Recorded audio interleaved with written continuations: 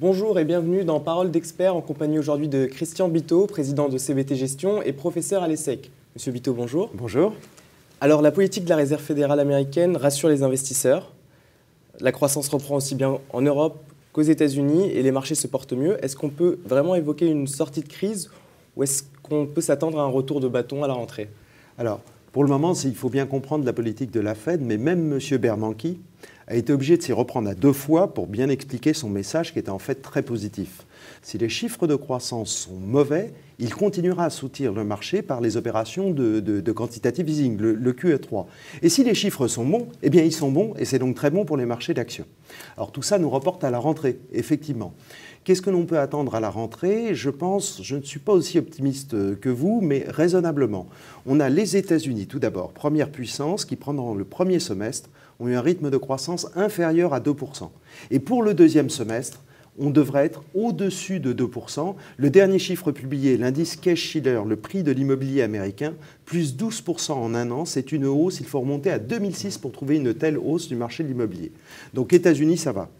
Europe, ça reste toujours négatif. On a un tout petit frémissement avec les derniers indicateurs PMI en zone euro qui sont passés à 50,4, donc tout juste au-dessus de la barre de 50, mais ce n'est pas extraordinaire. Et les marchés émergents alors? Alors les marchés émergents, c'est la clé en fait, parce que les chiffres États-Unis-Europe, on les connaît. Les marchés émergents, c'est la clé. Et là, la grande inconnue, c'est la Chine.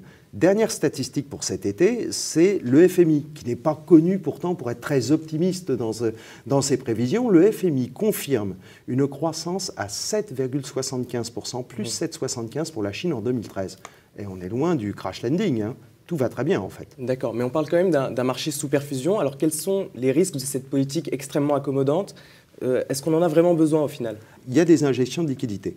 Le marché n'est pas raisonnable lorsqu'on achète n'importe quoi, comme ça a été un peu le cas, la folie sur les matières premières, les obligations à taux d'intérêt réel négatif, là on peut parler de bulles.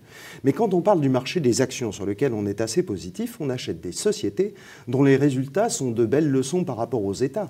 Moins d'endettement, amélioration des résultats et une grande manœuvrabilité par rapport à la crise des entreprises puisque leurs bénéfices s'améliorent. Mais pour en revenir à ce risque de bulle, dans ce cas-là, selon vous, on doit en sortir le plus vite possible. Non, mais nous, pour le moment, on ne voit pas de risque de bulle. Quand on voit ce matin les résultats de ADS qui sont extraordinaires, quand on voit pour le moment on n'a pas tous les résultats en Europe, mais plus de 50% des entreprises ont surpris positivement avec des bénéfices supérieurs à ce qu'on attendait. Aux États-Unis, où là on a presque terminé la saison des publications, 70% des entreprises ont affiché des bénéfices supérieurs à ce qu'on attendait. Donc ça, c'est un marché consistant, hein. On peut se préparer un été tranquille, en short et avec les tongs et les pieds dans l'eau. Donc vous êtes totalement optimiste, il n'y a pas de problème. Raisonnable, il n'y a aucun problème. Parce qu'il y a du consistant sur les actions. Merci à vous. Merci de m'avoir reçu.